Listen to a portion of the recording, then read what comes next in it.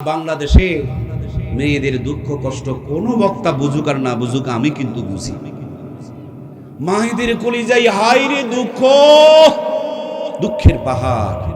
মেয়েটা যদি শাশুড়ি হয় দেখবেন তার বউ ভালো হয় না, ওই মেয়েটাই যদি বউ হয় তখন আর শাশুড়ি ভালো। কি কথা বলছেন না কেন? উনি যদি ননদ হয় ভাবি ভালো হয় না, ভাবি হলে ননদ ভালো হয় না, বাড়ির বড় বউ হলে ছোটটা ভালো হয় না, ছোট হলে বড়টা ভালো হয় না। আর এদেশের 99% মেয়েরা ভালো স্বামী। মেয়েদের মনের কথা বলছি না, বলি নাই? কমন একটা ডায়লগ, মায়েদের একটা কমন ডায়লগ, আমি হয়ে তোমার ভাত খাচ্ছি, অন্য মানুষ হলে বহুত আগে চলে যেত। কথা বলুন ঠিক কিনা? কি যে কষ্ট, হাই কষ্ট। মেয়েরা কোনোদিন ভালো স্বামী পায় না। বাবার বাড়ির থেকে মার বাড়িতে, স্বামীর বাড়ির থেকে মায়ের বাড়িতে যায়, মায়ের গলা জড়িয়ে ধরে নাকের সিঙ্গাল চোখের পানি ফেলে আর আঁচল দিয়ে মুছে আর বলে, মা তোমার জামাই মোটেও ভালো না। গোলাম খালি তার মায়ের কথা মতন চলে। ওরে গোলাম, মায়ের কথা মতন যদি চলবি তাইলে আমাকে বিয়ে করছস কেন? বলে না? বলুন তো দেখি, মা বড় না বউ বড়? বলেন না, কে বড়? আমি বলি না না, কেউ কারো চাইতে ছোট না, কেউ কারো চাইতে বড় না। একজন হলো গর্ভধারণী, আর একজন হলো জীবন সঙ্গিনী। একজন আর পায়ের নিচে জান্নাত, আর একজন সুপারিশ করলে জান্নাত। সুবহানাল্লাহ বলেন না? কিন্তু এই দুইটা জিনিসকে একসাথে সাপার বীজের মতন রাখা যায়? এটাই যারা পারে তারাই হলো মরদ, আর এটাই যারা পারে না তারাই হলো মেয়ে মানুষের নিচে পড়ে থাকা বলদ। কথা বলেন না কেন? বাংলার জমিনে মরদ বেশি না বলদ বেশি? এগুলো ওয়াজ না ওয়াশ? আমাদের ভিতরে জমে থাকা ভাইরাসগুলো ওয়াশ। হাইরে যুদ্ধ চলতেছে। এই মেয়ে বাবার বাড়িতে গিয়ে মায়ের গলা জড়িয়ে ধরে বলে, মা গো, ও মা, আমাকে একটা ভালো কবিরাজের বাড়িতে নিয়ে চলো না। এলাকায় কি কোনো ভালো কবিরাজ খুঁজে পাওয়া যায় না? এখন মা আর মেয়ে ফুটানি একখান ব্যাগ ঘাড়ের মধ্যে নিয়ে ঘুরতেছে, এলাকায় কবিরাজের বাড়ি বাড়ি ঘুরতেছে।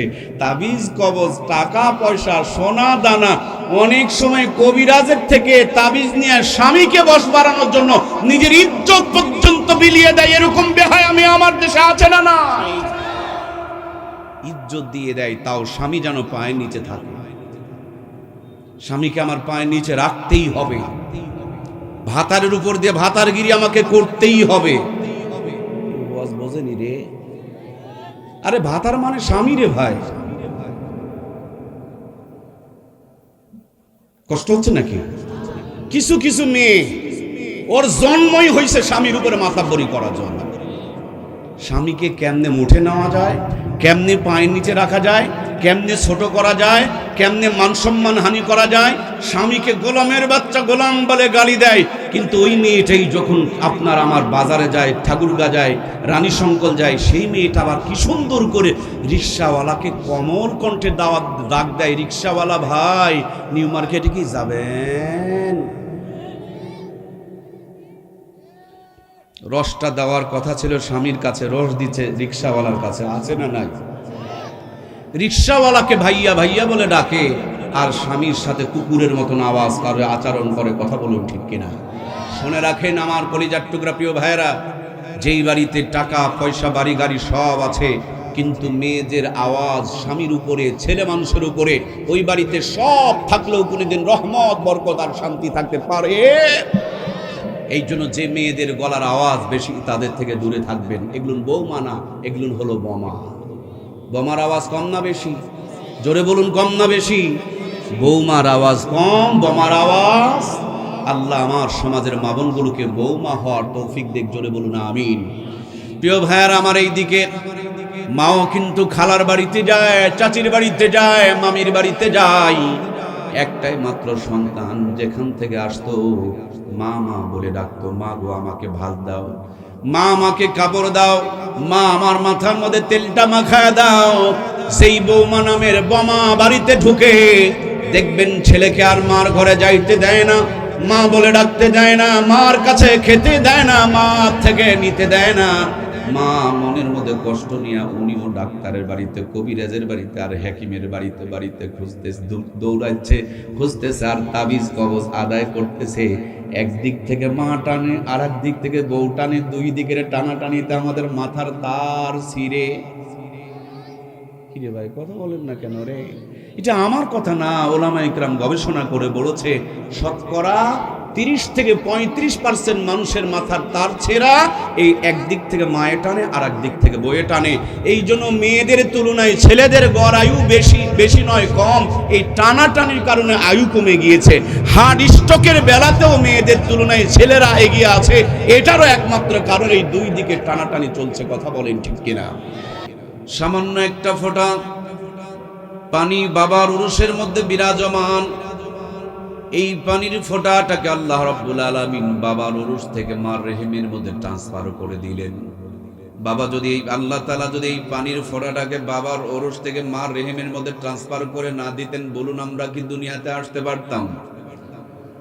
মার পেটের মধ্যে যাওয়ার পর ওই পানির মধ্যে আপনার আমার বাবাও কোনো কাজ করে নাই, মারে কোনো কাজ ছিল না, নানা নানি দাদা দাদি কেউ ফিকির করতো না। ওই পানির ফোঁটার মধ্যে 40 দিন পর পর স্ট্রাকচার চেঞ্জ করে দিয়া সর্বপ্রথম পানির ফোঁটাকে তিনি রক্তপিণ্ড বানালেন, রক্তপিণ্ডকে গোস্তপিণ্ড বানালেন, এর ভিতরে স্ট্রাকচার দিয়ে দিলেন। এখন আপনার মায়ের পেটে খাবারের দরকার, এদেশের স্বাস্থ্যমন্ত্রী আপনার জন্য খাবার পরিকল্পনা করে নাই, নানি আর দাদি আপনার আমার জন্য মায়ের পেটে কোনো খাবার পাঠায় নাই। যেই মায়ের পেটে ঢুকে আছেন সেই মাও কিন্তু আপনার আমার জন্য খাবার কিছু ব্যবস্থা করে নাই। আমার আল্লাহ তাআলা আপনাকে আমাকে ভুলে নাই, মার নারীর সাথে সংযোগ করে দিয়া মায়ের পেটে 10 মাস 10 দিন ধরে লালন পালন করেছেন। তিনি কে? তিনি যদি মায়ের পেটে আপনার আমার নারীর সাথে সংযোগ করে না দিতেন, বলুন আমরা কি পেটের মধ্যে টিকতে পারতাম? বন্ধুরা আমার, তিলে তিলে বড় হয়ে গেলাম, এখন আমাকে মার পেট থেকে বের হতে হবে। এদেশের স্বাস্থ্যমন্ত্রী আমার জন্য কোনো চিন্তা করে নাই।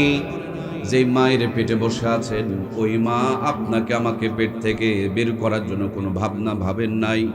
আল্লাহ তাবারক তাআলা আপনাকে আমাকে বলেন নাই। আমার আল্লাহ তাআলা বলেন সুম্মা সাবিলা ইয়াসসারা, মায়ের ছোট্ট প্রসবের রাস্তাকে প্রশস্ত করে দিয়া এই দুনিয়াতে আপনাকে আমাকে আসার ব্যবস্থা করে দিয়েছেন। তিনি কে? পৃথিবীতে আসার পর এই দুনিয়ার মানুষগুলো যখন আপনার আমার খাবার লাইনটাকে কেটে দিলেন, সংযোগটাকে বিচ্ছিন্ন করে দিলেন, ডিসকানেক্ট করে দিলেন, মায়ের পেটের থেকে ওই বের হওয়ার সাথে সাথে সংযোগটাকে কেটে দেওয়ার সাথে সাথে সিঙ্গেল লাইনটাকে বন্ধ করে দেওয়ার সাথে সাথে মায়ের বুকের মধ্যে আপনার আমার জন্য ডবল লাইনের খাবারের ব্যবস্থা চালু করে দিলেন কে? একটা বন্ধ হচ্ছে, দুইটাকে আল্লাহ তাআলা চালু করে দিচ্ছেন। সুবহানাল্লাহ। এটা কি এই দেশের কোনো ডাক্তার, কোনো খাদ্যমন্ত্রী, কোনো স্বাস্থ্যমন্ত্রী চালু করে দিয়েছেন না? আমার রব। মায়ের পেটে ছিলেন, বুকে দুধ ছিল না, যখন মার কোলে চলে এসেছেন মার বুকে দুধের জোয়ারের বন্যা বইতেছে। আবার যেই দিন মার কোল থেকে আপনি বড় হয়ে যাবেন সেই দিন মার বুকে আর দুধ খুঁজে পাওয়া যাবে না। ঠান্ডা খেলে নিউমোনিয়া হবে, গরম খেলে মুখ পুড়ে যাবে, বেশি করে যদি আসে ঢুক গিলতে পারবে না, আবার কম করে যদি আসে পেট না ভরলেও বাচ্চা বলতে পারবে না। আমার আল্লাহ রাব্বুল আলামিন অসংখ্য ছিদ্র দিয়ে দিলেন, ভিটামিন দিলেন, ক্যালসিয়াম দিলেন, মিনারেল দিলেন, আয়রন দিলেন, জিঙ্ক দিলেন। একটা মানুষের বেড়ে ওঠার জন্য, গড়ে ওঠার জন্য যতটুকু দরকার প্রত্যেকটা পাই টু পাই মেজারমেন্ট করে দিয়া 2 থেকে 2.5 বছর ধরে মায়ের কোলে আপনাকে আমাকে গড়ে তুলেছেন। তিনি কে? প্রিয় ভাইয়েরা আমার, দুধ খেয়ে আর চাহিদা পূরণ হবে না, শক্ত কিছু খাবারের দরকার। আপনার আমার বাবা মা আপনার আমার দাঁতের জন্য দরখাস্ত লেখে কোনো এমপি মন্ত্রীর কাছে সই করতে যায় নাই, স্বাস্থ্যমন্ত্রীর কাছে দাঁতের বরাদ্দ চায় নাই। ওই দুধ খেতে খেতে শক্ত কিছু খাবারের দরকার। এই জন্য দুধের সাথে সাথে আল্লাহ তাআলা নরম নরম দাঁতগুলোকে উঠায়া দিলেন। ওই ছোট্ট দাঁত দিয়া শক্ত হাড়গুলোকে চাবাইতে পারবো না, এই জন্য নরম দাঁতগুলোকেও ট্রান্সফার করে নিয়ে আরো শক্ত দাঁতের ব্যবস্থা করেছেন কে? জিহ্বাটা বের করে দেখুন, জিহ্বার মধ্যে ছোট্ট ছোট্ট দানা দানা অসংখ্য কি যেন দেখা যায়। এগুলো হলো এক একটা সফটওয়্যার, এক একটার এক এক রকমের কাজ। মোবাইল ফোনটা খুলে দেখুন, পিছন দিকে ছোট্ট ছোট্ট দানা দানা কি যেন দেখা যাবে। এই ছোট্ট ছোট্ট দানাগুলো হলো মোবাইলের এক একটা সফটওয়্যার, এক একটার এক এক রকমের কাজ। জিহ্বায় যতগুলো ছোট্ট ছোট্ট দানা দানা দেখা যায়, এগুলো হলো এক একটা করে সফটওয়্যার। পৃথিবীতে যত আইটেমের খাবার আছে, জিহ্বার মধ্যে ততগুলো স্তর এবং সফটওয়্যার আমার আল্লাহ তাআলা দান করে দিয়েছে। এক্ষুনি বাজার থেকে 12 মশলা মিক্সার করা আচার কিনে নিয়া মুখের মধ্যে যখন ফেলে দিবেন, ওই এক টুকরা খাবার থেকে 12 রকমের স্বাদ ভিন্ন ভিন্ন করে অনুভব করার ক্ষমতা দান দিয়েছেন কে? বন্ধুরা আমার, মুখটাকে দিলেন সামনে, নাক যদি হইতো পিছনে, মুখে কোনো খাবার দেওয়ার আগে নাকের মধ্যে সোগায় নেওয়া লাগতো। রিপোর্ট আসতে যদি 2 মিনিট দেরি হইতো, খাবারটা কিন্তু 2 মিনিট হাতের মধ্যে নিয়ে অপেক্ষা করা লাগতো। এমন একটা জায়গায় নাকের পাশাপাশি মুখের সেটিং করে দিলেন, মুখে কোনো খাবার দেওয়ার আগে নাকের মধ্যে গন্ধ চলে যায়, সেকেন্ডের ভিতরে মেমোরিতে ট্রান্সফার হয়ে যায়, মুহূর্তের মধ্যে ওই রিপোর্টটা আবার হাতের কাছে এসে যায়। খাবার ভালো থাকলে হাত মুখের দিকে তুলে, আর খাবার নষ্ট হয়ে গেলে এই হাত দেখবেন ডাস্টবিনের দিকে দিয়ে দেয় ফেলে। তার মানে যে আল্লাহ এত সুন্দর করে আপনাকে আমাকে লালন পালন করেন, ওই মালিকের দেওয়া কুদরতি কদমে দিনরাত 24 ঘন্টায় 5টা বার নামাজ পড়া দরকার আছে না নাই? কত নিয়ামত দিয়ে তিনি লালন পালন করেন। নাকটারে লম্বা, চোখ দুটো যদি নাকের মতন লম্বা হতো, যেখানে সেখানে গুতু লেগে চোখের কালো পানিগুলো বের হয়ে গেলে আপনি আমি কানা হয়ে যেতাম, অন্ধ হয়ে যেতাম। নাকের চাইতে চোখের বড় দাম। এই জন্য চোখ দুটোকে আল্লাহ তাআলা ভিতরে দিয়ে দিলেন, সাইড দিয়ে শক্ত কভার দিয়ে দিলেন, উপর দিয়ে সুন্দর করে আবার একটা শাটার দিয়ে দিলেন। এই দুনিয়ার আলো বাতাস দেখার জন্য কোনোদিন ব্যাটারিতে চার্জ দেওয়া লাগলো না, কোনোদিন ব্যাটারি কেনা লাগলো না। এত সুন্দর 2টি চোখ যে আল্লাহ তাআলা দিয়েছেন, ওই আল্লাহর দেওয়া চোখ দিয়া দুনিয়ার সব দেখা হয়। কিন্তু আল্লাহর সব চাইতে বড় নিয়ামতের নাম হলো এই কোরআন। আল্লাহর দেওয়া 2টি চোখ দিয়া সব দেখে, কিন্তু কোরআনুল কারীম যারা দেখার সৌভাগ্য হয় না, এরা এই জগতের মধ্যে আল্লাহর পক্ষ থেকে চোখ থাকার পরের দিন কানা মানুষ। কথা বলুন ঠিক কিনা? বর্তমানে বাংলার জমিনে চোখওয়ালা দিন কানার সংখ্যা অনেক বেশি। এমন দিন কানা, কয়েকদিন আগে একজন বাউল নামের ফাউল কি সুন্দর করে কোরআনুল কারীমের অপব্যাখ্যা করছে। কুল আউযু বিরাব্বিন নাস, মালিকিন নাস, ইলাহিন নাস, মিন শাররিল ওয়াসওয়াসিল খান্নাস। নাস মানে মানুষ, আর এই বেয়াদব কেমনে অপব্যাখ্যা করছে। নাস মানে বলে আল্লাহ নাচতে বলেছেন, কুল আউযু বিরাব্বিন নাস মানে নাসো নাসো আর নাসো। এই বাউল ফাউল করলো, আর কিছু মুসলমান তাদের পক্ষ অবলম্বন করলো। বাউল ফাউল করার জন্য তার ঈমান নাই, আর ওই বাউলের পক্ষ অবলম্বন করে যারা এই ফাউলকে সাপোর্ট করেছে, বলুন তাদের কি ঈমান আছে? সম্মানিত প্রাণপ্রিয় ভাইয়েরা আমার, আল্লাহ তাবারক তাআলা সব দিয়েছেন। মাঝে মাঝে পাবনার পাগলা গারোতে একটু বেড়াইতে যাবেন, সেখানে গেলে চেতনা ফিরে আসবে, বিবেকটা আপনাকে ধরা দিয়ে দিবে। দেখবেন আপনার চাইতে দেখতে কত সুন্দর, কত কোটিপতির সন্তান, কত সুঠাম দেহের অধিকারী সব আছে, কিন্তু মাথার কোনো একটা তার, মাথার কোনো একটা সংযোগ ডিসকানেক্ট হয়ে গিয়েছে, ছিঁড়ে গিয়েছে, নষ্ট হয়ে গিয়েছে। লোকটি এখন পাগল, সন্তানও চিনে না, বিবিকেও চিনে না, বাবা মাকেও চিনে না, ভালো মন্দ বুঝতে পারে না। নিজের শরীরে নিজের প্রস্রাব পায়খানা মেখে রাস্তার কিনার থেকে পলিথিন কুড়ায়া, প্লাস্টিক কুড়ায়া দেখবেন রাস্তার কিনারে এই শীতের মধ্যে দাঁড়িয়ে দাঁড়িয়ে কাঁপাকাঁপি করে।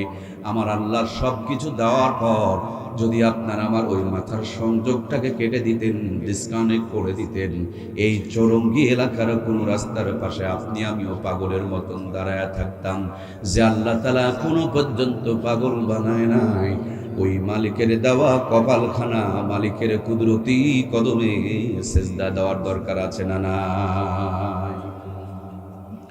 আমার দিনাজপুর ঠাকুরগাঁর ভাইয়েরা, আল্লাহ তাআলা অসংখ্য নিয়ামত দিয়ে আপনাদেরকে সমৃদ্ধ করেছেন। বিশেষ করে ধানের জন্য আল্লাহ তাআলা আপনাদেরকে ভরপুর একটা নিয়ামত দিয়েছেন। আমার রাজশাহী চাপায় নওগাঁর মধ্যে যাবেন, গিয়া দেখবেন গাছে গাছে কত সুন্দর আম ঝুলতেছে।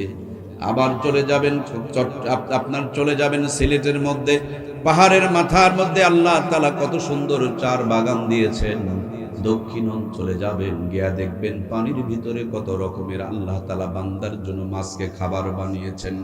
আবার এই জমিনে আম গাছ লাগিয়েছেন, আমের এক মতন স্বাদ, পাশেই কাঁঠাল গাছ, তার মধ্যে আর এক রকমের স্বাদ। কাঁঠাল গাছের কন্যায় লিচুর গাছ, কার ইঙ্গিতে আপনার আমার জন্য থোকা থোকা আর ঝোকা ঝোকা অপেক্ষায় রয়েছে।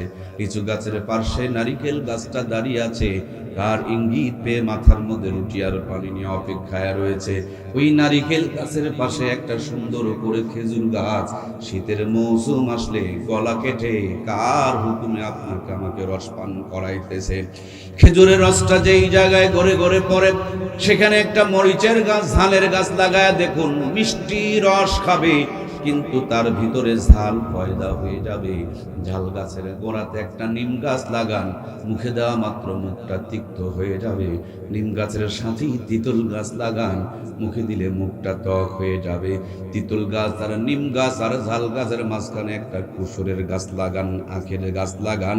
ওই কুসুরের প্রত্যেকটা গিরায় গিরায় আপনার আমার জন্য শরবত রেডি করে রেখেছেন কে?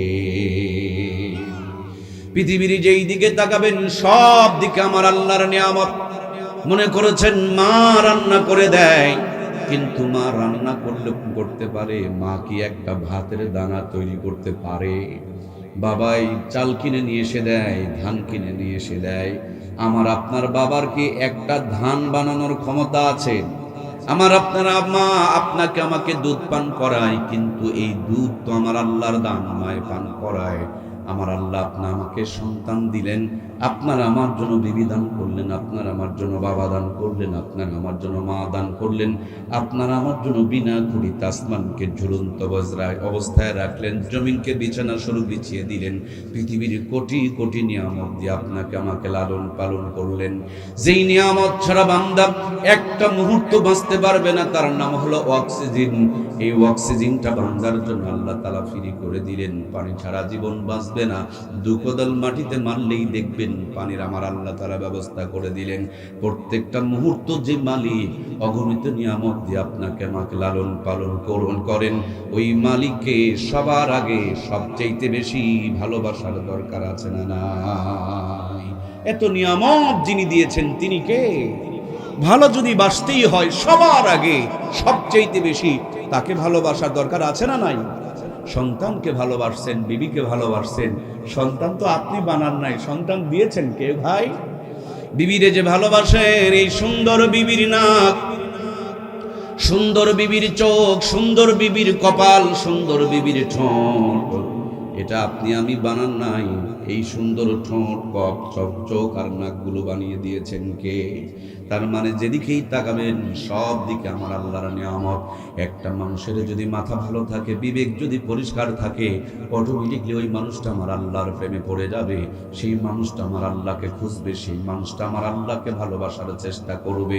আমার আল্লাহ তাআলা কোরআনুল কারীমের মধ্যে সেই জন্য বলে দিয়েছেন, কুল ইন কুনতুম তুহিব্বুনাল্লাহ ফাত্তাবিউনি ইউহিব্বুকুমুল্লাহ ওয়া ইয়াগফির লাকুম যুনুবাকুম ওয়াল্লাহু গফুরুর রহিম। আল্লাহ বলেন, নবীজি গো, দুনিয়ার মানুষগুলোকে বলে দিও, তারা যদি আমি আল্লাহকে ভালোবাসতে চায়, ফাত্তাবিউনি, আপনার যেন ইত্তেবা করে। আল্লাহ বলেন ইউহিব্বুকুমুল্লাহ, তাহলে আমি আল্লাহ ভালোবাসা দিয়া জিন্দেগির গুনাহগুলোকে মাফ করে দেব। সুবহানাল্লাহ। এই যে উপরে একটা আলো আছে না ভাই, এটার একটা সুইচ আছে নিচের সুইচে চাপ দিবেন, আলোটা জ্বলবে অথবা অফ হয়ে যাবে। আমার রব আরশে আজিমে জমিনের সুইচ হলো মুহাম্মদুর রাসূলুল্লাহ। আমার সঙ্গে একটু বলুন না, সাল্লাল্লাহু আলাইহি ওয়াসাল্লাম। নবীজিকে মহব্বত করলে আল্লাহ ভালোবাসা দিয়ে জিন্দেগির গুনাহ মাফ করে দিবেন। সুবহানাল্লাহ। সুইচে চাপ দিলে আলো জ্বলে যাবে, আলো জ্বললে অন্ধকার চলে যাবে। নবীজিকে মহব্বত করলে আল্লাহ ভালোবাসা দিয়ে জিন্দেগির গুনাহ মাফ করে দিবে। সুবহানাল্লাহ। তাহলে বোঝা গেল নবীজিকে মহব্বত করলেই আল্লাহ ভালোবাসা দিয়ে জিন্দেগির গুনাহ মাফ করে দেবেন। এখন নবীজিকে কেমনে ভালোবাসবেন? নবীজি তো মদিনা রওজায় শুয়ে পড়েছেন, মদিনা রওজায় চলে গিয়েছেন। নবীজি যাওয়ার আগে বলে গিয়েছেন, মান আহাব্বা সুন্নতি ফাকাদ আহাব্বানি ওয়া মান আহাব্বানি কানা মাই ফিল জান্নাহ। যেই ব্যক্তি আমার সুন্নতকে মহব্বত করলো, মদিনাওয়ালা বলেন, সে যেন আমাকে মহব্বত করলো। আর যে আমাকে মহব্বত করলো, আল্লাহর হাবিব বলেন, আমার সঙ্গে জান্নাতে প্রবেশ করবে। সুবহানাল্লাহ। আমরা নবীজির সঙ্গে কি জান্নাতে যেতে চাই?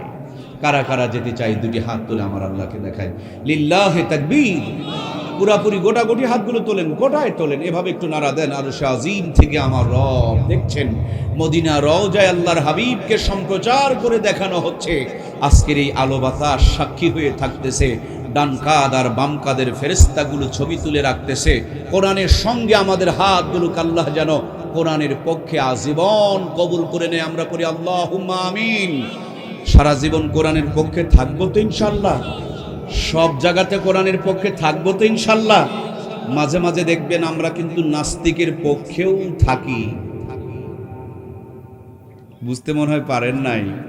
হাত নামান নামান, বেশি বোঝা হবে না। বেশি বুঝলে আবার নাস্তিকদের সহ্য হবে না। আল্লাহ আমাদেরকে কোরআনের পক্ষে কবুল করুক, বলুন আমি। সব জায়গাতেই কোরআনের পক্ষে থাকবো তো ইনশাআল্লাহ? কিছু কিছু জায়গায় কোরআনের পক্ষে আর কিছু কিছু জায়গায় ওই দুনিয়াদারদের পক্ষে। এটা কিন্তু মুসলমানের কাজ হইতে পারে। আমাদেরকে তৈরি করেছেন কে? আমরা কেমনে ভালো থাকবো সবচেয়ে বেশি জানেন কে? এই ভালো থাকারই তো কিছু কথা আল্লাহ কোরআনে বলে দিয়েছে। সুতরাং আমি যদি মাতাব্বরি করে বলি, 2025 সাল, আল্লাহ কোরআনে বলেছে 1500 বছর আগে আমি একটা বই লিখে দিলাম, আমার নামে দল করো, আমার পক্ষে তোমরা আন্দোলন করো। এটা আল্লাহর উপর দিয়ে মাতাব্বরি করা হলো। এটা কোনো মুসলমান করতে পারে না। কথা বলুন ঠিক কিনা? সুতরাং আমরা মুসলমান, আমাদেরকে সারা জীবন কোরআনের পক্ষেই থাকতে হবে। আল্লাহর নবী বলেছেন, আল কোরআনু হুজ্জাতুল্লাহ। এ কোরআন হলো আপনার আমার জন্য দলিল। বাড়িতে যেমন জমির দলিল আছে, জান্নাতের দলিলের নাম কি? বলুন না, জান্নাতের দলিলের নাম কি? কোরআনের পক্ষে থাকলে কোরআন সুপারিশ করবে, কোনো টেনশন নাই। কোরআনের বিপক্ষে চলে গেলে কবরে গিয়ে গুতান বসান থেকে কোনো উপায়। এই জন্য প্রিয় ভাইয়ের, আমরা কোরআনের পক্ষে আছি তো ইনশাআল্লাহ। তাহলে আমরা আলোচনা করছিলাম যে নবীর সঙ্গে জান্নাতে যেতে চাই। নবীর সঙ্গে জান্নাতে যেতে গেলে নবীর সুন্নতগুলোকে মহব্বত করতে হবে। এদেশে যারা আওয়ামী লীগ, তার মানে তারা আওয়ামী লীগের আদর্শ মেনে চলে, তাকে আওয়ামী লীগ বলে। বিএনপির আদর্শ মেনে চলে, তাকে বিএনপি বলে। এরশাদ চাচার আদর্শ যারা মেনে চলে, তাদেরকে যেন জামাত ইসলাম বলে। বলেন না রে ভাই? আমি জানি মাঝে মাঝে ইচ্ছা করে কিছু ভুল করি, যে আপনারা ঠিক আছেন কিনা। চাচার আদর্শ যারা মেনে চলে তাদেরকে কি বলে? জাতীয় পার্টি বলে। তাহলে নবীর আদর্শ যারা মেনে চলে তাদেরকে নবীর উম্মত বলেন। তাদেরকে নবীর, আমরা কার উম্মত? আমরা কার উম্মত? তাহলে নবীর আদর্শ যিনি মেনে চলে তাকে নবীর বলেন না, বলেন না, তাকে নবীর। একটা কথা বলবো, বেশি তো বলবো না। এই কথাটাই তো এটা একটু শুনে রাখতে হবে, মনে রাখতে হবে। নবীর মতে মত, তাকে বলে নবীর। শেষেরটুকু একটু বলুন না রে ভাই, তাকে বলে নবীর। এটাই বলতে এসেছি আমি নওগাঁ থেকে, রাজশাহী থেকে এই একটা কথা বলতে এসেছি। নবীর মতে মত, তাকে বলে নবীর। এই কথাটাই বলবো পুরা ওয়াজের মধ্যে, এই কথাটাই খালি বলবো। নবীর মতের সঙ্গে যার মত, তাকে বলে নবীর উম্মত। নবীর উম্মত নবীর সঙ্গে জান্নাতে যাবে। সুবহানাল্লাহ বলেন। আমার প্রিয় ভাইয়েরা, একটা লোক নিজেকে আওয়ামী লীগ দাবি করে আর গাড়ির সামনে ধানের শীষের পতাকা ঝোলে। বলুন তো দেখি, লোকটা ভালো না ধোঁকাবাজ? আর একটা লোক নিজেকে বিএনপি দাবি করে আর গাড়ির সামনে নৌকার পতাকা ঝোলে। বলুন তো দেখি, এই লোকটা ভালো না ধোঁকাবাজ? আর একটা লোক এরশাদ চাচার লোক দাবি করে কিন্তু গাড়ির সামনে জামাত ইসলামের পতাকা ঝোলে। এই লোকটা ভালো না ধোঁকাবাজ? ওগো নবীর উম্মত, আমি আপনাকে আওয়ামী লীগ বিএনপি চেনাতে আসি নাই, আমি আপনাকে নবীর সুন্নত চেনাতে এসেছি। আওয়ামী লীগ দাবি করে ধানের শীষ নিয়ে যদি ঘোরাফেরা করে তাকে যদি ধোঁকাবাজ বলে, বিএনপি দাবি করে নৌকার যদি মিছিল করে তাকে যদি ধোঁকাবাজ বলে, আপনি নিজেকে নবীর উম্মত দাবি করবেন আর সুন্নত বাদ দিয়া নাস্তিকের পথে চলাফেরা করবেন, এটা নবীর উম্মত নয়, চূড়ান্ত এক ধোঁকাবাজ। কথা বলুন ঠিক কিনা? নবীর মতে মত তাকেই বলে নবীর, বলেন বলেন, নবীর মতে মত তাকেই বলে নবীর। আল্লাহ আমাদের সকলকে নবীজির খাঁটি উম্মত হওয়ার তৌফিক দান করে দেখ, জোরে জোরে বলুন আমিন। নবী বলেছেন পর্দা করো, কেমনে তুমি তোমার বউ বাচ্চাকে কিরণমালা কটকটি পরাও, নবীর ধোঁকাবাজ উম্মত। নবী বলেছেন নামাজ পড়ো, নামাজ বাদ দিয়া কি করে রিমোট টিপতে টিপতে ঘরের ভিতর থেকে মন্দিরের আওয়াজ বের করো। নবী বলেছে হালাল খাও, কেমনি তুমি তোমার বউ বাচ্চাকে গ্রামীণ ব্যাংক ঠেঙ্গা মারা আশার সবুজ সঙ্গে বন্ধক রেখে কিস্তির টাকা তুলে হালাল হারাম খাও।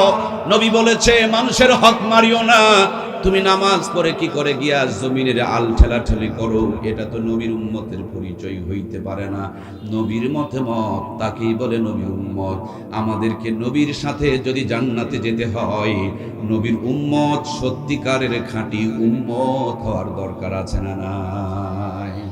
আগামীকাল চৌরঙ্গি বাজারে যাবেন, কোন একটা কাপড়ের দোকানে বসে কাপড় দোকানওয়ালাকে বলবেন ভাই আমাকে 3 গজ অথবা 5 গজের একটু কাপড় দেন। কাপড়ওয়ালা দেখবেন, খুব খেয়াল করে দেখবেন, কাপড় দেওয়ার আগে একটা লাঠি বের করবে। আপনি দৌড় মারিয়েন না, আপনাকে মারার জন্য লাঠি বের করা হয় নাই। এই লাঠি মানে হলো একটা কাঠি, এটার নাম হলো মাপকাঠি। ফিতা দিয়া যদি কাপড় মাপা হয়, মাঝে মাঝে কাপড় কাটতে গিয়া ফিতা কেটে যায়, এই জন্য ফিতা দিয়া মেপে সুন্দর করে একটা মাপকাঠি গজের লাঠি বের করে বানায় রাখা হয়, ওইটা দিয়ে কাপড়গুলোকে যেমন মেপে মেপে দেওয়া হয়। আমার আল্লাহ জান্নাতের একটা মাপকাঠি বানিয়েছেন, ওই জান্নাতের মাপকাঠির নাম হলো মুহাম্মদুর রাসূলুল্লাহ। সকলে একটু মহব্বতে বলুন না সাল্লাল্লাহু। ওই সুন্নতের মাপকাঠি দিয়া যদি আপনার আমার জীবনটা মিলে যায়, নবীর সাথে করে নিয়ে জান্নাত উদ্বোধন করবে, জোরে জোরে বলুন না সুবহানাল্লাহ। আমরা যখন আসছিলাম, আয়োজক বেন্দুরা রাস্তার গেটে দাঁড়িয়েছিল, মেহমানকে রিসিভ করে নিয়ে কি সুন্দর করে তারা বসালেন, আপ্যায়ন করলেন, আবার স্টেজ পর্যন্ত আপনার মেহমানকে রিসিভ করেছেন। কিন্তু আপনি একজন আর মেহমান, তিনি হলেন মুহাম্মদুর রাসূলুল্লাহ সাল্লাল্লাহু আলাইহি ওয়াসাল্লাম। নবীজির মৃত্যুর পূর্বক্ষণে জিবরাইল আমিন এসে বলছেন, নবী গো, আপনার দেহটাকে আল্লাহ তাবারক তাআলা আরশ আজিমের কাছে রাখতে চাই, এই ব্যাপারে আপনার মতামত কি? আল্লাহর হাবিব বলেন, আমি আরশ আজিমের কাছে যাইতে চাই না, আমি আমার উম্মতের সঙ্গে মদিনার রওজাতে থাকতে চাই। কিয়ামতের দিন আমি আমার সুন্নতওয়ালা উম্মতদেরকে নিয়ে জান্নাত উদ্বোধন করতে চাই।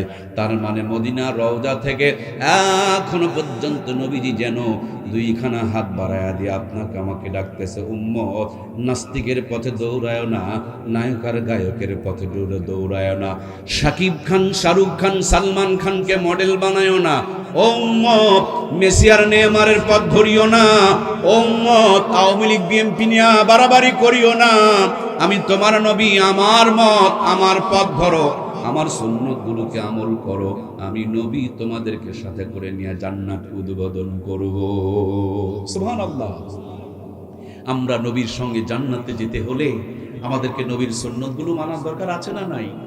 এমন একজন নবী দিলেন আমার আল্লাহ, একেবারে রান্নাঘর থেকে নিয়ে সংসদ পর্যন্ত তার আদর্শ আছে। পায়ের নখের কণিগুলো কোন দিক থেকে কাটবেন এটাও শিখিয়েছেন, মাথার চুলগুলো কেমনে কাটবেন সেটাও দেখিয়েছেন।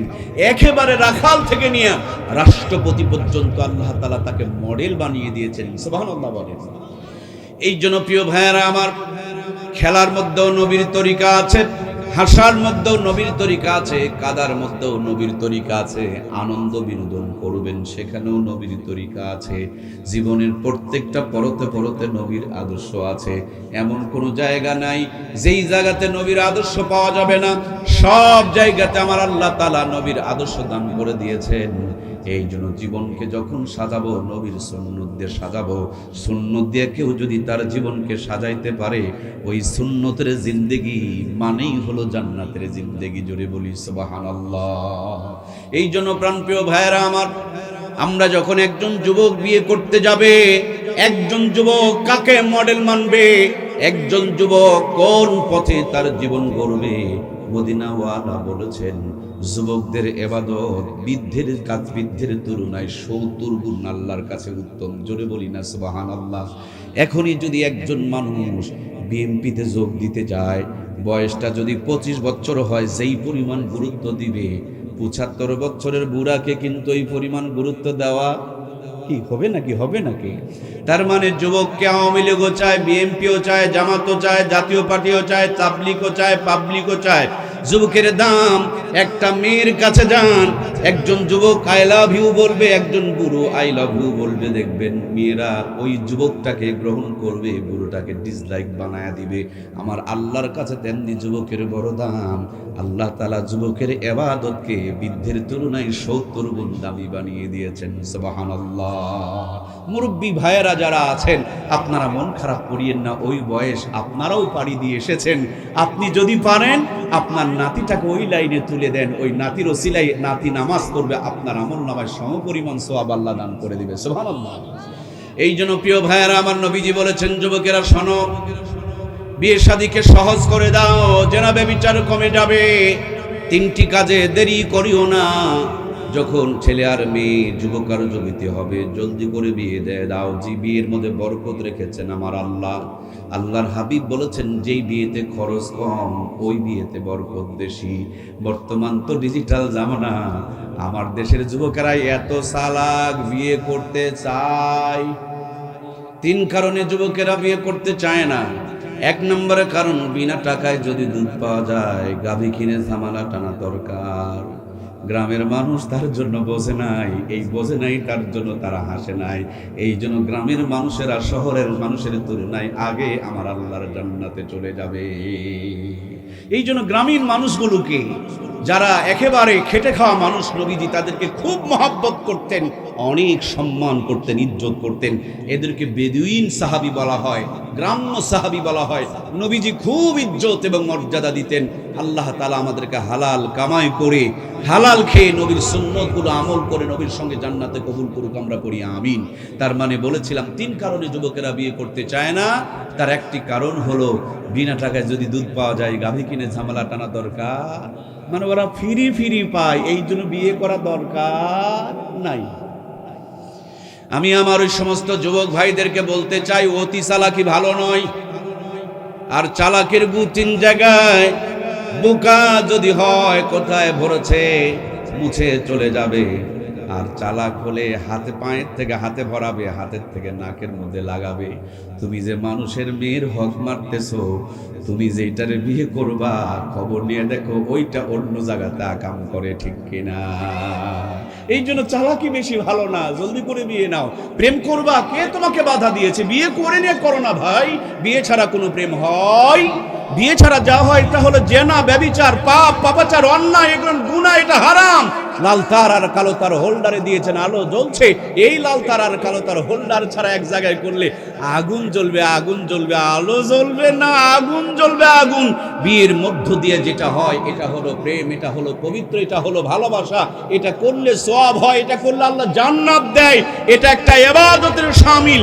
আর বিয়ে ছাড়া যা হয়, এই সব হলো জেনা, ব্যভিচার, পাপ, পাপাচার। আল্লাহ জাতিকেই ধোঁকা বোঝার তৌফিক দান করুক, বলুন আমিন।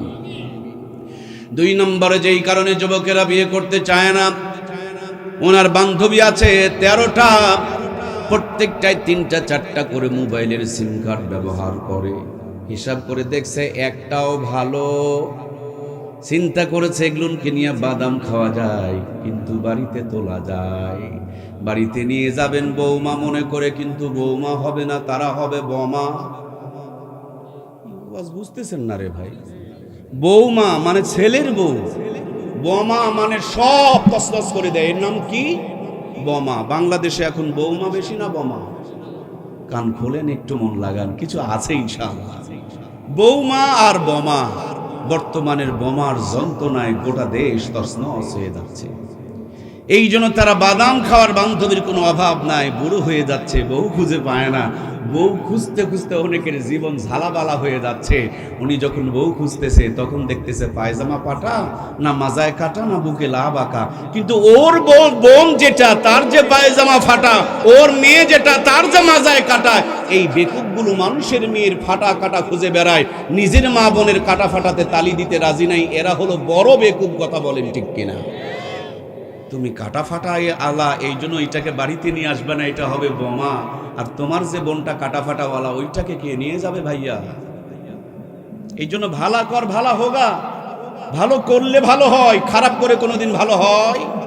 আমি বেকুব, আমি বিড়ি খাবো, কিন্তু আমার বউটা যেন ফেরেশতা হয়। আর আমার বউ চিন্তা করতেছে আমিও 10 জনের সাথে কথা বলবো, আমার স্বামীটা যেন আল্লাহর ওলি হয়। বাবাই চিন্তা করতেছে আমি মদ খাবো, গাঁজা খাবো, কিন্তু আমার ছেলেটা যেন একবার হাফেজে কোরআন হয়।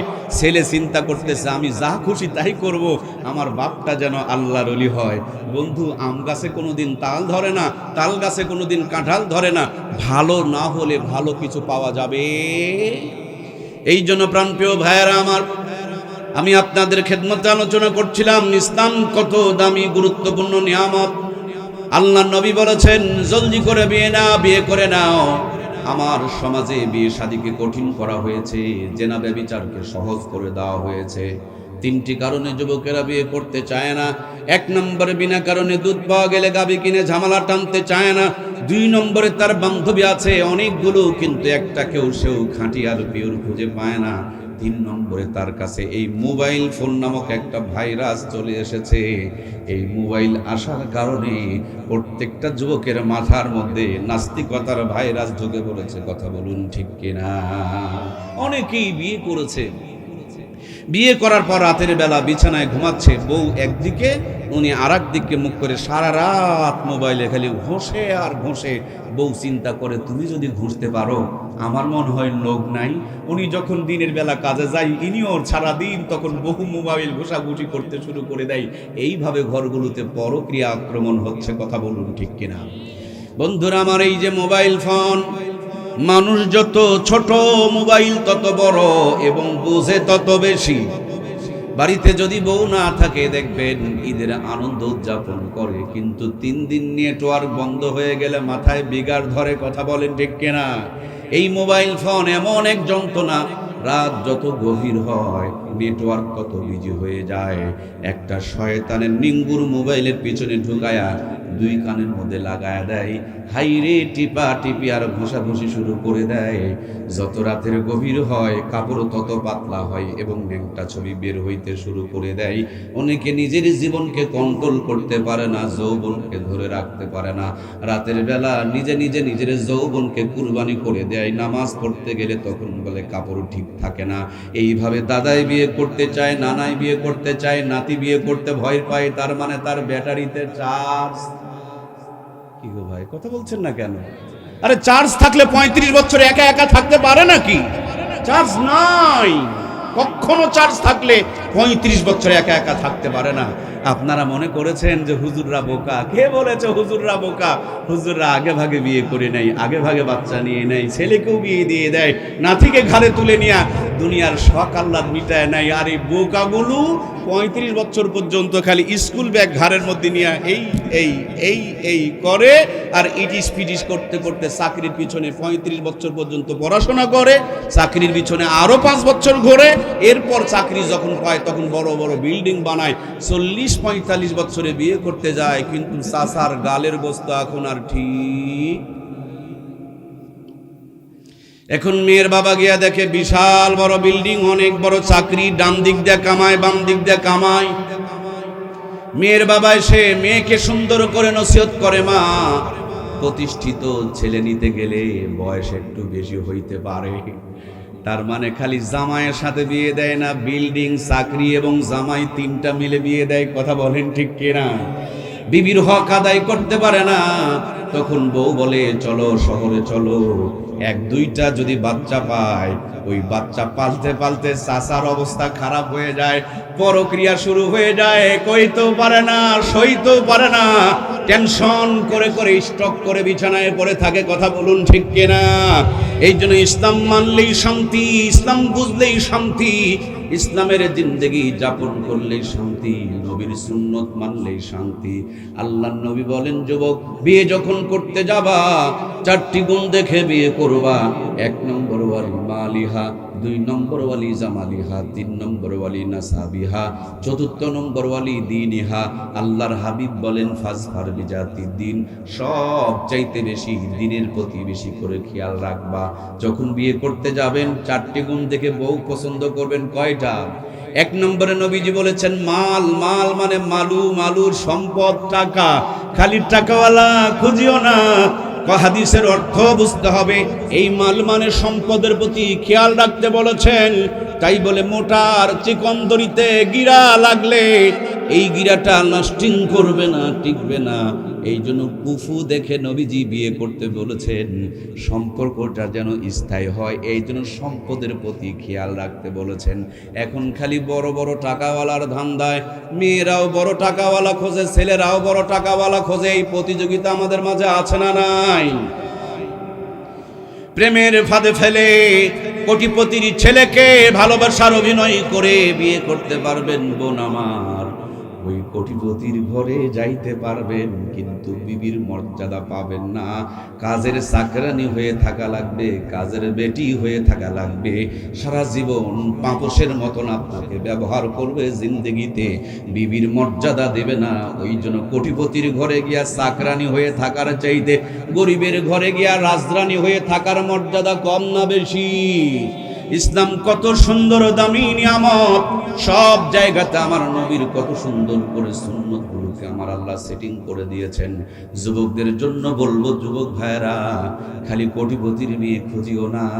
কোটিপতির মেয়েকে প্রেমের ফাঁদে ফেলে বাড়িতে নিয়ে আসতে পারবা, কিন্তু সুখী হইতে পারবা না। যেদিন অভাব জানালা দিয়ে ঢুকবে, সেই দিন ভালোবাসার দরজা দিয়ে দৌড় মারবে। কথা বলুন ঠিক কিনা? মন বোঝার চাইতে ভুল বোঝার মানুষ বেশি। এত ভালোবেসেও আমি তার কাছে হইলাম দোষী। ওই দোষাদোষীর গান বলে লাভ হবে না, নিজে দোষ করা যাবে না। কুফু দেখে বিয়ে করতে হবে। ওই পরিবারে শান্তি দান করবেন কে? 2 নম্বরে নবীজি বলেছেন সুন্দর দেখে বিয়ে করো। সবাই যদি সুন্দরগুলোকে বিয়ে করে, অসুন্দরগুলোর হবে কি?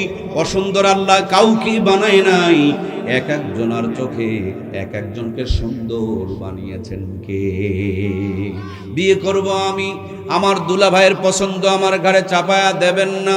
কারণ আমার চোখে যাকে ভালো লাগে, আমার জীবন সঙ্গিনী তাকে বানিয়ে দাও। আমার জীবনটা সুখী হয়ে যাবে। এক সুন্দর ছেলে ময়লা একটা মেয়েকে বিয়ে করতে চায়। তার বন্ধুরা বলল, তুমি কত সুন্দর, ওই কালা মেয়েটাকে বিয়ে করবা কেন? তিনি বন্ধুদেরকে বলে, দোস্তরা শোন, আমার এই চোখ দুটো যদি তোর চোখে লাগায় দেওয়া যেত, তাইলে বুঝতে পারতি কালোর ভিতরেই জগতের আলো। সুবহানাল্লাহ। এই জন্য এক একজনের চোখে এক একজনকে সুন্দর বানিয়েছেন কে? আমার প্রিয় ভাইয়েরা, বর্তমানে কালার ধলা চিনাও বড় দায়ী। ময়লা মেয়েগুলো বিউটি পার্লারে যায়, মাঝে মাঝে দেখবেন আটার বস্তার ময়দা মেখে ফর্সা হয়ে যায়। কথা বলুন ঠিক কিনা? গতকালকে আলোচনা শুনলাম, এক আল্লাহর বান্দারে বিয়ে দিয়েছে বিউটি পার্লার থেকে সাজায়া। বাসর করার পর গোসল করে বউকে আর চিনতে পারে, পরের দিনই তালাক করে দিয়েছে। তার মানে কালার ধলা চিনা বড় দায়। তার জন্য আমার যুবক বন্ধুদেরকে একটা বুদ্ধি শিখায়া দেয়া যায়, সব জায়গাতে ভরসা করা যায় না। কিছু কিছু জায়গাতে নিজেকে যেতে হবে, মেমোরি খাটাতে হবে। জীবন সঙ্গিনী সারা জীবনের জন্য সদা, সারা জীবনের বাজার একবার গ্রহণ করলে এইটাকে সহজে আর ব্যাক করা যায় না। আপনি আপনার দুলা ভাইয়ের সঙ্গে যাবেন, বাবার সঙ্গে যাবেন, মায়ের সঙ্গে যাবেন, চোখে লজ্জা শরম কমায়া দেয়া সেই দিন একটু ভালো করে দেখবেন। যাকে দেখে প্রেম জাগে, যার প্রতি ফিলিংস আসে, তাকে দেখে আপনি বিয়ে করেন। খালি বউ হলেই হবে না, বউটা হলো আপনার সন্তানের মা। এটা এমন একটা নিয়ামত, ইটের ভাটার যদি ইটের ফার্মা বেঁকা হয়, ইটগুলো তো সোজা হয়। কি গো ঠাকুরগাঁর ভাইয়েরা জানেন না? ইটের ফার্মা বেঁকা হলে ইট তো সোজা হয়। ইটের ফার্মায় যদি এস লেখা থাকে, ইটের মধ্যে এম ওঠে। ও যা থাকে, বলেন না যা থাকে। এই জন্য খালি বউ না, এ তো সন্তানের মা। এটা ভালো না হলে ভালো সন্তান আশা করা যায়? আপনি ফার্মা বেকার, ইট চাচ্ছেন সোজা। বাংলাদেশে বেশিরভাগ মানুষ হলো এইরকম বোকা। কথা বলেন ঠিক কিনা? এই জন্য নবীজি বলেছেন, বিয়ে করতে গেলে 4টি জিনিস দেখে বিয়ে করবা। 2 নম্বরে বলেছেন সৌন্দর্যের প্রতি খেয়াল রাখবা। বউ যখন দেখতে যাবেন, ঘটককে বলবেন, আমার সামনে আমার নতুন হবু বউরে ওযু করতে দাও। সে যদি ওযু করে, বুঝবেন এটা নামাজ পড়ে। নামাজিকে ঘরে নিয়ে গেলে রহমতের দরজা খুলে দিবেন কে? ঘটক বলে তাহাজ্জুদ পড়ে, কিন্তু মেয়েটা ওযু করতে পারে। তাহলে বলেন এটা গাঁজাখড়ি গল্প কিনা? বাংলার জমিনে বহু মেয়ে আছে, ছেলেরা শুধু লুচ্চা নয়, মেয়েদের মাঝেও লুচ্চা আছে না নাই?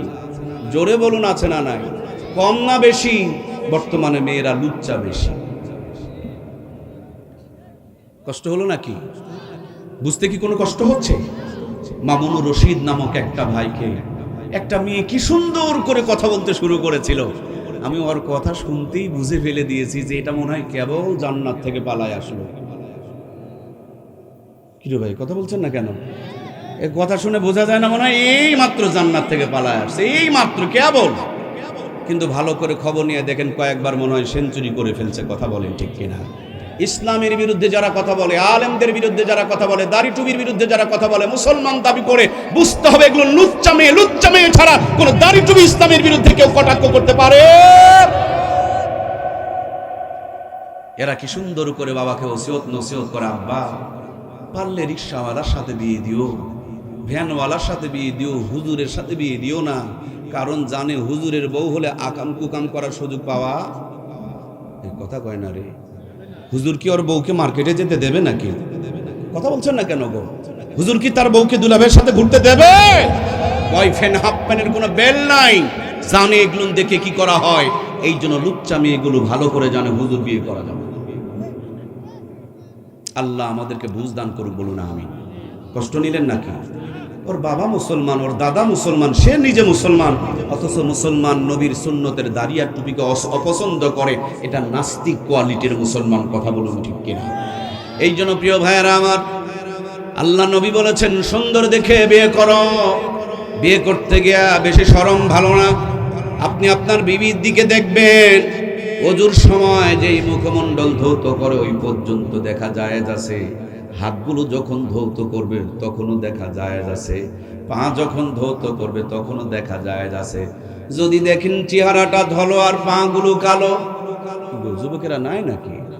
এই স্মার্ট ডিজিটাল যুবক ভাইরা একটু মেমোরি খাটাও না। চেহারাটা ফর্সা আর পা গুলো কালো, বলুন এটা আসল না দুই নাম্বার? আসল মান না কালার করা?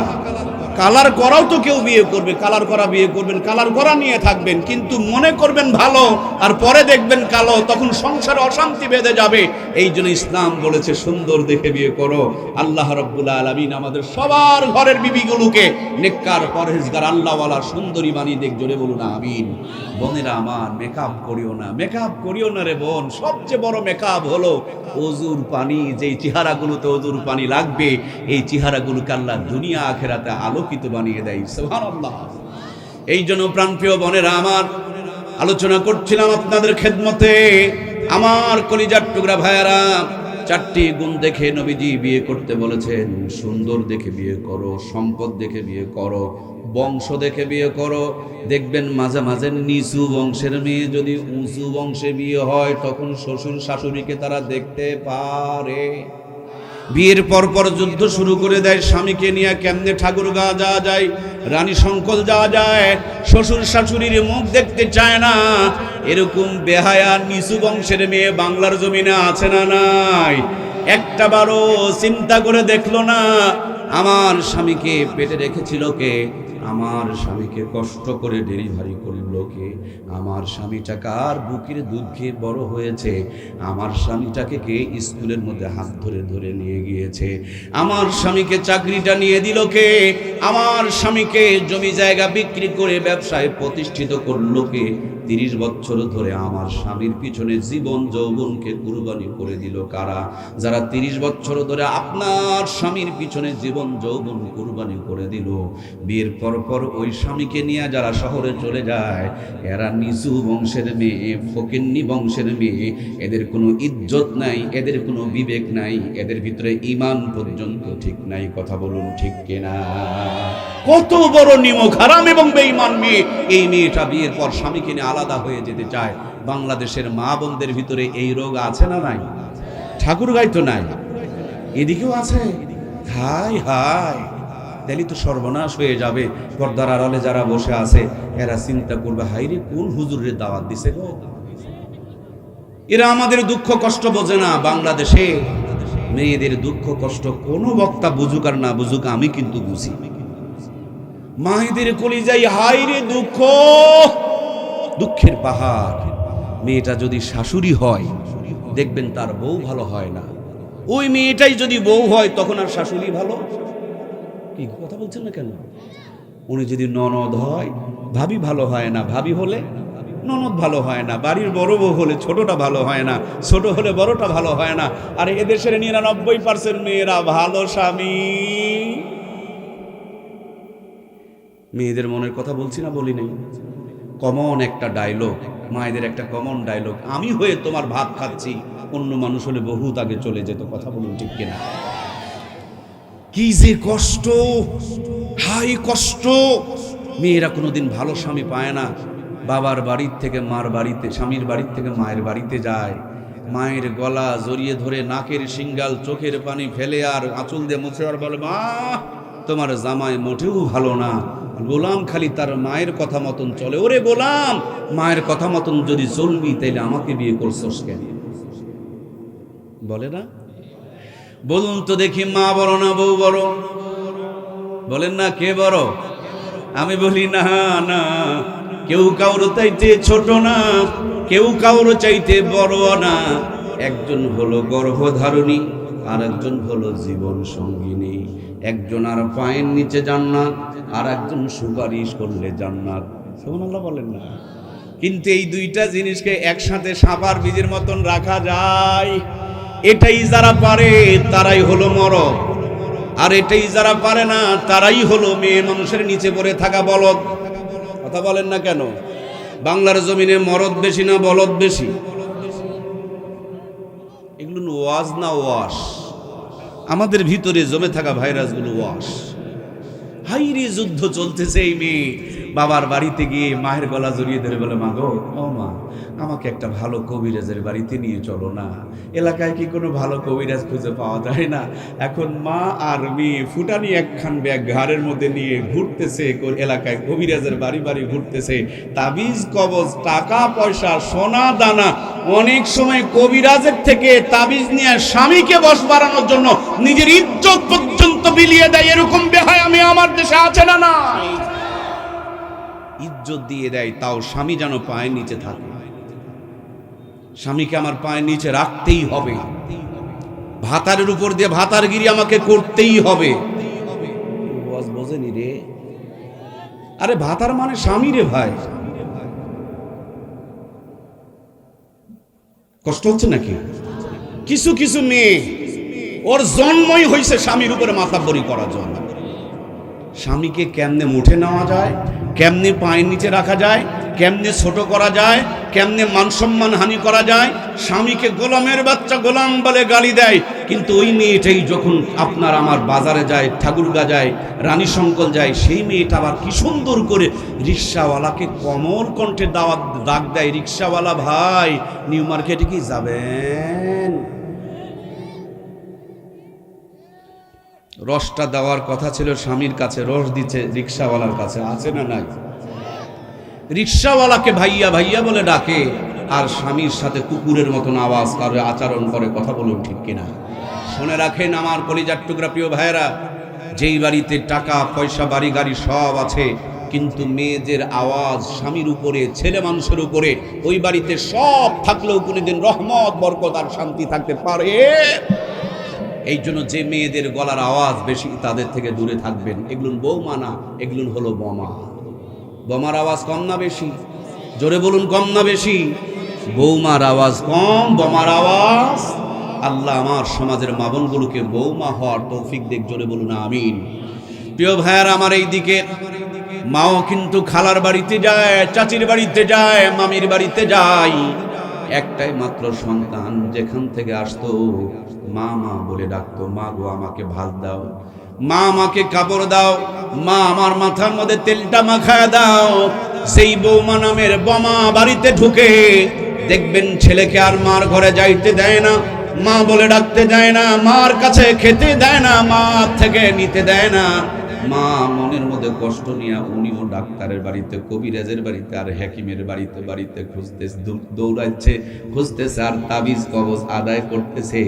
একদিক থেকে মা টানে, আর এক দিক থেকে বউ টানে। দুই দিকের টানাটানিতে আমাদের মাথার তার ছিঁড়ে, কি কিরে ভাই কথা বলেন না কেন রে? এটা আমার কথা না, ওলামা ইকরাম গবেষণা করে বলেছে শতকরা 30 থেকে 35% মানুষের মাথার তার ছেঁড়া এই একদিক থেকে মায়ে টানে আর একদিক থেকে বয়ে টানে। এই জন্য মেয়েদের তুলনায় ছেলেদের গড় আয়ু বেশি, বেশি নয় কম। এই টানাটানির কারণে আয়ু কমে গিয়েছে।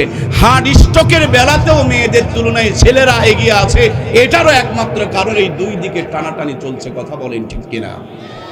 বালিশের নিচে তাবিজ, আগনায় তাবিজ, রাস্তায় তাবিজ, দরজার কিনারে তাবিজ, মায়ে পুঁতেছে বয়ে পুঁতেছে, দুই দিকের টানাটানি চলতেছে। যদি আমার মা বোনগুলোর ভিতরে কোরআন সুন্নাহর আদর্শ থাকতো, জ্ঞান থাকতো, বলুন তো এইভাবে কি টানাটানি চলতো? এই জন্য নবীজি বলেছেন দুনিয়ার সব নিয়ামত, উত্তম নিয়ামত হলো নেককার বিবি। সব আছে ভিতরে, যদি দিন না থাকে, ঈমান না থাকে, ওইটাকে বাদ দিয়া দাও। আর কিছুই যদি না থাকে, ভিতরে যদি দিন থাকে, ঈমান থাকে, দিন রাতটাকে ঘরে তুলে নাও। তোমার আমার ভাঙা ঘরটাকে জান্নাতের টুকরা বানিয়ে দিবেন কে? এই জন্য নবীজি আমার বলেন চারখানা গুণ দেখে বিয়ে করো। বন্ধুরা আমার, বিয়ে করার পর বিবির সামনে কেমনে মিলিত হবেন, সেখানেও কিন্তু ইসলাম আপনাকে আমাকে অনেক সুন্দর করে ফর্মুলা দিয়ে দিয়েছেন। আল্লাহর নবী বলেছেন রাতের মধ্যখানে বিবির সাথে মিলিত হও। মিলিত হওয়ার আগে সুন্দর করে ওযু ইস্তেঞ্জা সেরে নাও, সুগন্ধ ব্যবহার করে নাও, আগে সুন্দর করে দোয়া পড়ে নাও, আল্লাহুম্মা জান্নিবনা শাইতানা। বাকিটুকু বলবো না, ওইটুকু সকলকে শুনতে হবে, শিখতে হবে, জানতে হবে, নইলে ভালো সন্তান পাওয়া যাবে? দোয়া পরে জন্ম দিলে যেমন হবে, দোয়া ছাড়া জন্ম দিলে কি তেমন হবে? দোয়ার কিন্তু কাম আছে, দাম আছে। অনেকেই 4 সন্তানের বাপ হয়েছে কিন্তু দোয়াটা বলতে পারে না। অনেকে আবার বলে ওই সময় কি দোয়া পড়ার কথা মনে থাকে? ইসলাম এমন একটা নিয়ামত, সব জায়গার নিয়ম আছে। মসজিদে ঢোকারও নিয়ম আছে, বের হওয়ার নিয়ম আছে, টয়লেটে যাওয়ার নিয়ম আছে, বের হওয়ার নিয়ম আছে, বিয়ে করার নিয়ম আছে, যদি সংসার না টিকে তাহলে বিদায় করারও নিয়ম আছে, বিবির সঙ্গে মিলিত হওয়ার নিয়ম আছে। মিলিত হওয়ার পর গোসল যে করবেন, গোসলেরও 3টা ফরজ আছে। ভালোভাবে কুলি করা, নাকের নরম জায়গা পর্যন্ত পানি পৌঁছানো, সমস্ত শরীর সুন্দর করে ধৌত করা। বিবির পেটে যখন সন্তান আসবে, বিবিকে সামাইলে তিরমিজি নামক নবীর ওই সুন্নতের হাদিসওয়ালা বইটা কিনায়া দাও, জায়নামাজ তাসবিহ দিয়ে দাও। পেটের সন্তান নিয়ে নফল রোজা করবে, পেটের সন্তান নিয়ে তাহাজ্জুদের নামাজ পড়বে, পেটের সন্তান নিয়ে নবীজির ওই চেহারাটা কেমন ছিল, কপালটা কেমন ছিল, ঠোঁটটা কেমন ছিল, চোখগুলো কেমন ছিল, মাথার চুলগুলো কেমন ছিল, ওই বইটা পড়বে। আর মোনাজাতে যখন চোখের পানি ছেড়ে দিয়ে আল্লাহর কাছে ফরিয়াদ করবে, আপনার আমার পেটের সন্তানটাকে নবীর চরিত্রওয়ালা সন্তান দান করে দিবেন কে? আমার প্রিয় ভাইয়েরা, সন্তানটা যখন ভূমিষ্ঠ হবে, ভূমিষ্ঠ হওয়ার সাথে সাথে ডান কানে আজান দিয়ে দাও, বাম কানে একামত দিয়ে দাও। কেন? দুনিয়াতে আসার পর আগে আজান আর একামত দিতে হয়। অন্য কিছু ঢোকার আগে আজান ঢুকায়া দাও, অন্য কিছু ঢোকার আগে একামত ঢুকায়া দাও। ওই আজান আর একামত যদি জীবনের শুরুতে ঢুকায়া দাও, মৃত্যুর আগ পর্যন্ত মেমোরিতে আজান একামত ভাসবে। ওই সন্তানটা নাস্তিক আর বেঈমানের পথে পা বাড়াবে না, ঈমান হারা হবে না। জোরে বলুন সুবহানাল্লাহ। বেশিরভাগ সন্তানগুলো এখন হাসপাতালে নিয়ে সিজার করে বের করা হয়। বাপমা দৌড়াদৌড়ির মধ্যে থাকে, আজান একামত দেওয়ার কথা মনে পড়ে না। এই জন্য মুসলমানের ঘরে এখন নাস্তিক মার্কা সন্তান পয়দা হচ্ছে। কথা বলুন ঠিক কিনা? গত ফ্যাসিস্ট আমলে আমরা এমন অনেক নাস্তিকদের কথা শুনেছি যারা প্রকাশ্যে বলেছিল, ফজরে আজান যখন শুনি মনে হয় বেশ্যা তার খরিদ্দারকে ডাকতেছে। আরে আমি চিন্তা করলাম, মুসলমানের সন্তান এত নোংরা কথা বলে কেমন করে? পরবর্তীতে ভেবে ভেবে দেখলাম কিছু কিছু বাচ্চা পতিতালয়ে জন্ম নেয়, যাদের জন্মের পর ডান কানে আজান বাম কানে একামত ঢোকে নাই। ওই পতিতার আওয়াজ কানে প্রথম ঢুকেছে, এই জন্য মৃত্যুর আগ পর্যন্ত ওই আওয়াজটাই তার মেমোরিতে বাজতেছে। সকালবেলা বড় পেঁয়াজ দিয়া পান্তা খেলে সন্ধ্যা পর্যন্ত যেমন মুখ থেকে গন্ধ বের হয়, জীবনের শুরুতে আজান একামত যদি ডান কানার বাম কানে হয়, ওই মানুষটাকে আমার আল্লাহ তাআলা কোরআন সুন্নাহর পথ দেখায় দেয়। এই জন্য প্রিয় ভাইয়ারা আমার, আমাদের বাচ্চাগুলো যখন জন্ম হয়, জন্মের পর আমাদের বাচ্চাগুলোকে কিন্তু 6টা টিকা দেওয়া লাগে। ছোট্টতেই দেওয়া লাগে, বুড়ো হলে দিলে কাজ হয় না। ছোটতে টিকা দিচ্ছেন কেন? বলে ছোটতে টিকা দিলে বডির সাথে মিশে যাবে, রক্তের সাথে মিশে গিয়ে এমন একটা পাওয়ার, এমন একটা ক্ষমতা, এমন একটা ইমিউনিটি তৈরি করবে, রোগ প্রতিরোধ ক্ষমতা বাড়ায়া দিবে। যদি আপনার সন্তান কই 6টা রোগ আক্রমণ করতে আসে, এই টিকা দেওয়া থাকলে 6টা রোগ আর আক্রমণ করতে পারবে না। টিকা দিলে যদি রোগ থেকে বেঁচে যায়, কোরআনের শিক্ষা দিলে, ইসলামের শিক্ষা দিলে, সুন্নতের ডোজগুলো মেনটেন করলে নাস্তিকতার ভাইরাস থেকে বাঁচায়া দিবেন কে? টিকা দিলে রোগ হবে না, কোরআনের শিক্ষা দিলে ওগুলো নাস্তিক বেঈমান মুরতাদের পথে কোনোদিন পা বাড়াবে? আমার প্রাণপ্রিয় ভাইয়েরা একটু কান লাগান। এই যে আমার হাতে ছোট্ট একটা জিনিস দেখা যায়, নামটা কি বলুন তো দেখি? মোবাইল কেনার সাথে সাথে কিন্তু মোবাইলে কথা বলা যায়। এই মোবাইলে একটা সিম কার্ড ঢুকাতে হয়, সিম কার্ড ঢুকাতে হয়, সিম কার্ড না ঢুকায় কি কথা বলা যায়? গ্রামীণের সিম কার্ড ঢুকালে কি বাংলার লিঙ্কের নেটওয়ার্ক পাওয়া যায়? গ্রামীণের সিম কার্ড ঢুকালে সব জায়গাতে গ্রামীণের নেটওয়ার্ক পাওয়া যায়। বাজারে গেলে গ্রামীণের নেটওয়ার্ক, মসজিদে গেলে গ্রামীণের নেটওয়ার্ক, ঘুমাতে যাবেন তখনও গ্রামীণের নেটওয়ার্ক। তেমনি গরুর পেট থেকে জন্ম নিলে গরু হয়, ছাগলের পেট থেকে জন্ম নিলে ছাগল হয়, ভেড়ার পেট থেকে জন্ম নিলে ভেড়া হয়, আর মানুষের পেট থেকে জন্ম নিয়ে মানুষও হয়, অমানুষও। কিরে ভাই, বোঝা কি যাচ্ছে? অমানুষ কি হয় না? হয় না কি? অমানুষ মানুষের পেট থেকে জন্ম নিয়ে অমানুষ হয় না? যারা রাস্তার পাশে দাঁড়িয়ে ছচ্ছর করে প্রসাব করে কাপড় নাপাক করে রাখে, এটা মুসলমানের সন্তান মানুষ গণ্য করা যায়? যারা নিজের বাপ মাকে ভাত কাপড় নিয়ে না দিয়া বাড়ির থেকে বের করে দেয়, এরাও মুসলমানের ঘরে জন্ম নেওয়া মানুষের পেট থেকে অমানুষ। কথা বলেন ঠিক কিনা? কয়েকদিন আগে আমাদের ছোট্ট ওই ভাইটাকে যারা সুন্দর করে কাছে থেকে গুলি করে মাথা ছিদ্র করে দিল, এদেরকেও মানুষের মতন দেখা গেলেও তাদেরকে মানুষ বলা যায় না। 57টা সেনাবাহিনীর অফিসারকে যারা মেরে ফেলে দিল, এদেরকেও মানুষের মতন দেখা গেলে মানুষ বলা যায় না।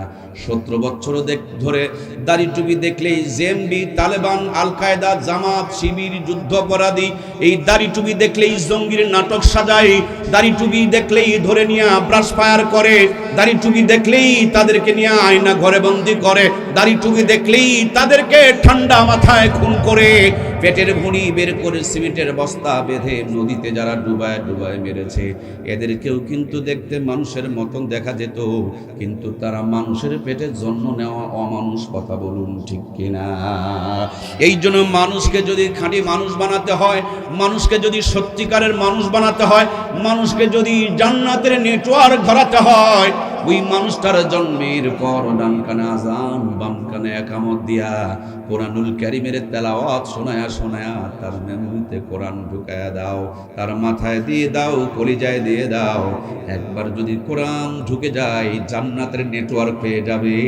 যা কিছু করবে ওর মধ্যে দিয়ে হালাল খাবে, 5 ওয়াক্ত নামাজ করবে, সত্যের পথে চলবে, ডাক্তারি, মাস্টারি, ইঞ্জিনিয়ারি, এমপিগিরি, মন্ত্রীগিরি, রাষ্ট্রপতিগিরি করবে, কম্বল চুরি করবে না, রড চুরি করবে না, গমের বস্তায় শীত কাটবে না, ইঞ্জিনিয়ার কোনোদিন রড বিক্রি করে দিয়া বাঁশ ঢুকায়া দিবে না, মাস্টার কোনোদিন কলেজ ভার্সিটি ফাঁকি দিয়া প্রাইভেট বাণিজ্য করবে না, ডাক্তার কোনোদিন হাসপাতাল ফাঁকি দিয়া প্রাইভেট ক্লিনিকে গিয়া রোগীর উপরে অতিরিক্ত টেস্ট দিয়া ঔষধ লিখে দিয়া রোগীর উপরে জুলুম করবে না।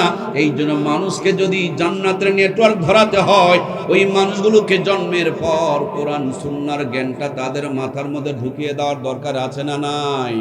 এই জন্য প্রাণপ্রিয় ভাইয়েরা আমার, আল্লাহ রাব্বুল আলামিন জীবনের প্রত্যেকটা পরতে আপনারা আমার জন্য নবীর সুন্নতগুলো দান করেছেন। জন্মের পর ডান কানে আজান দিয়ে দাও, বাম কানে একামত দিয়ে দাও, এরপরে বাচ্চাটার সুন্দর করে একটা সুন্নতের নাম রেখে দাও। নামটা যেন অর্থবোধক হয়, নামটা যেন আল্লাহর শানের সাথে, আল্লাহর মানের সাথে মিলে যায়, নামটা যেন নবীদের মতন হয়, সাহাবীদের মতন হয়, ওলিদের মতন হয়। নাম রাখবেন লালটু বল্টু, কালটু মুন্টু, এমনটি যেন না হয়। নামটা যেন আব্দুর রহমান, আব্দুর রহিম, আব্দুল্লাহ হয়। কিয়ামতের দিন আমার আল্লাহ তাআলা যখন আব্দুল্লাহ বলে ডাক দিবে, সমস্ত আব্দুল্লাহগুলো উঠে দাঁড়ায়া যাবে। আমার আল্লাহ বলবেন, আমি একটা আব্দুল্লাহর ডাক দিলাম, এতগুলো আব্দুল্লাহ দাঁড়িয়ে গেলা কেন? আব্দুল্লাহরা বলবেন, আল্লাহ মনে মনে ভেবেছিলাম তুমি আমি গুনাহগার আব্দুল্লাহকে ডাক দিয়েছো। আল্লাহ বলবেন, ওয়াবতাগু মিন ফাদলিহি ওয়াসিলা, আমি তো জান্নাত দেওয়ার জন্য ওসিলা তালাশ করব। যাও, আব্দুল্লাহ মানে আমার বান্দা, আমি আল্লাহর বান্দা, সুতরাং আমার এই সুন্দর বান্দার সাথে নামটা যখন রেখে দিয়েছো, যতগুলো আব্দুল্লাহ আছো ওই আব্দুল্লাহর সঙ্গে জান্নাতে চলে যাও। এই জন্য সুন্দর একটা নাম রেখে দেবেন। সম্ভব হলে 1 সপ্তাহের মধ্যে আকিকা দিয়ে ফেলবেন। আরো যদি সম্ভব হয় মাথার চুলগুলো কেটে ওই পরিমাণ স্বর্ণ অথবা রূপো সদকা করে দেবেন। এরপরে যখন বাচ্চাটা বড় হবে, নবীজির জামানায় সাহাবায়ে কিরামদের বাচ্চাগুলো খেতে শিখলে নবীজির কাছে নিয়ে যাওয়া হতো। আল্লাহর হাবিব জান্নাতি জবান দিয়া আজওয়া খেজুরকে চাবায়া চাবায়া তাদের মুখের মধ্যে উঠায়া দিত। আজকে নবী নাই, নবীর উত্তরসূরি উলামা হযরত রয়েছেন, ইন্নাল উলামা ওয়ারাসাতুল আম্বিয়া, তাদের কাছে নিয়ে যান। যে জবানে গীবত করে না, শিকায়াত করে না, পরনিন্দা করে না, হারাম খায় না, চুগলখড়ি করে না, যে জবানে কোরআনের তেলাওয়াত করে, জিকির করে, দরুদ শরীফ পড়ে, ওইরকম একজন আল্লাহওয়ালার থেকে যদি আপনার আমার সন্তানের জবানকে উদ্বোধন করায় নেওয়া যায়, জীবন চলে যাবে। মুসলমানের সন্তানের জবান থেকে নাস্তিকের মতন কথা বের হবে না। সুবহানাল্লাহ। এই জন্য প্রিয় ভাইয়েরা আমার, আমরা যদি গরুর পেট থেকে জন্ম নিলে গরু পায়, ছাগলের পেট থেকে জন্ম নিলে ছাগল পায়, কিন্তু মনে করেছেন মুসলমানের পেট থেকে জন্ম নিলেই মুসলমান হয়। মুসলমানের পেট থেকে জন্ম নিলেই যদি মুসলমান হয়, নূহ আলাইহিস সালামের ঘরে একটা জন্ম নিয়েছিল, নাম তার কেনান। কি জানেন না? কেনান কি মুসলমান ভাই? আরে আপনার বেটা যদি মুসলমান হয়, নবীর বেটা কেন নয় রে ভাই? মনে করেছেন চামড়ার আগা কেটে উল্টায়া দিলে মুসলমান হয়? তাহলে মেয়েদের কোন চামড়া কেটেছেন? সুতরাং মুসলমানি অর্জন করতে হয়, মুসলমানি কলিজায় ঢুকায়া দিতে হয়, ঈমান গ্রহণ করতে হয়, রিসিভ করতে হয়, ঈমানের যত্ন নিতে হয়। আল্লাহ নবী বলেছেন, কিয়ামতের পূর্বে এমন সময় আসবে, সকালবেলা মানুষ বাড়ির থেকে ঈমান নিয়ে বের হবে, সন্ধ্যাবেলা বেঈমান হয়ে ফিরবে। হাতের মধ্যে জ্বলন্ত আগুনের টুকরা নিয়ে থাকা সহজ হবে, তার চাইতে বড় কঠিন হবে ঈমানের উপরে টিকে থাকা। বর্তমান ডিজিটাল জামানা, আমাদের সামনে কিন্তু এই অবস্থাটা চলে এসেছে। দেখেন না, মাঝে মাঝে কিছু কিছু নেতা বলে আমরা শরিয়া আইন মানি না। শরীয়তের আইন কি রে ভাই, মন খারাপ করলেন নাকি? এটা আমি কইছি না, তারা কইছে। শরীয়তের আইনের ভিত্তিতেই আমার বউয়ের সাথে বিয়ে হয়েছে। আমি যদি শরীয়ত অস্বীকার করি তাহলে আমার বউ কি আছে? কথা বুঝতেছেন না? না, শরীয়তের আইনের ভিত্তিতে আমার বাবার সাথে মায়ের বিয়ে হয়েছে, আমি শরীয়ত অস্বীকার করলে আমার মা বাবার বিয়ে কি আছে? তাহলে দেখেন তো কেমনে মানুষ ঈমান হারায় ফেলতেছে, কেমনে মানুষ ঈমান হারায় ফেলতেছে। আল্লাহ তুমি আমাদেরকে ঈমান হারা করিও না, বলুন না আমিন। সবচেয়ে দামি নিয়ামতের নাম হলো ঈমান। কিচ্ছু নাই, কিছু যায় আসে না, কিন্তু সব আছে, ঈমান নাই একেবারে ধ্বংস হয়ে যাবেন। কিচ্ছুই নাই, খালি ঈমান আছে। ঈমান নিয়ে যদি কবরে যেতে পারি, এই ঈমান থাকার কারণে জান্নাতের উঁচু মাকাম আপনাকে আমাকে দান করবেন কে? এই জন্য আল্লাহর নবী বলেছেন, আখলিস দীনাকা ইয়াকফিকাল আমালুল কালিল, তোমার ঈমানকে খাঁটি করো, অল্প আমলই নাজাতের জন্য যথেষ্ট হয়ে যাবে। এই জন্য ঈমান বড় দামি নিয়ামত। ঈমানকে অর্জন করতে হবে, ঈমানের যত্ন নিতে হবে, ঈমানের পরিচর্যা করতে হবে। মাঝে মাঝে প্রেসার পরীক্ষা করি, ডায়াবেটিস পরীক্ষা করি, রক্তের গ্রুপ পরীক্ষা করি, তেমনি ঈমানও পরীক্ষা করতে হবে, আমলও পরীক্ষা করতে হবে। ডাক্তারি পরীক্ষা করার জন্য যেমন বড় ডাক্তারের কাছে যেতে হয় ঈমানের পরীক্ষা করার জন্য, তেমনি আল্লাহওয়ালা বুজুর্গদের সাথে আমাদেরকে একটা সম্পর্ক রাখতে হয়।